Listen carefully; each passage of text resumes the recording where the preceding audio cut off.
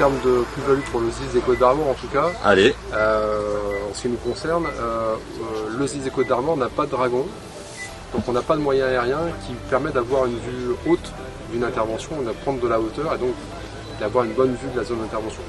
Et donc on est venu tout naturellement au drone pour que le COS, donc le commandement des opérations de secours, puisse avoir une autre vue de son intervention, pouvoir appréhender la situation.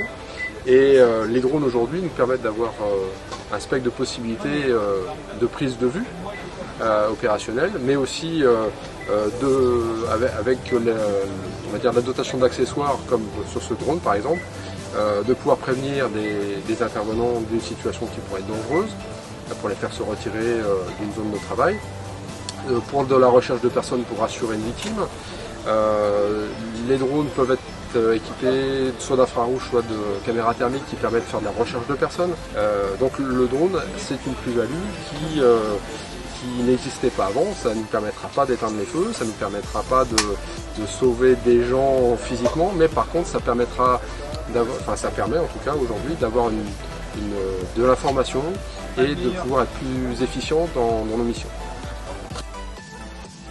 Donc pour toi, comment s'est passé les 2 journées là, donc, que tu as passé en présence de l'IEDO? Alors les 2 jours très bien. La première journée, ce qui était très intéressant, c'est la remontée des différents SDIS d'expérience, les bonnes choses, les mauvaises choses. Ça, j'ai trouvé ça très intéressant. Aujourd'hui, le parcours, bon, c'était très bien.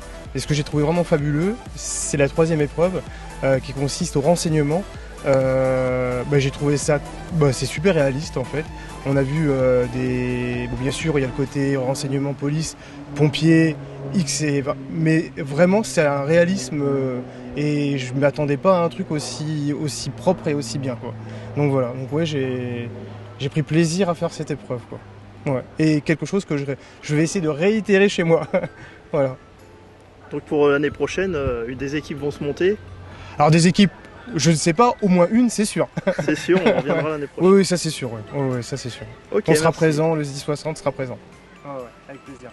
Et donc là aujourd'hui, c'était le premier challenge national de drone, donc qui mettait en compétition les pompiers qui utilisent les drones en France, c'est ça? Tout à fait. Donc on avait vraiment avec IEDO la volonté, l'ambition de lancer un challenge national du drone de secours, de drone d'urgence. Et donc on a proposé à nos membres effectivement ce challenge national. 8 équipes se sont inscrites, notamment plusieurs SDIS, mais aussi la gendarmerie et le bataillon des marins-pompiers de Marseille et la BSPP de Paris. Et donc on a pu, alors c'est un challenge interuniforme et assez ludique et amical.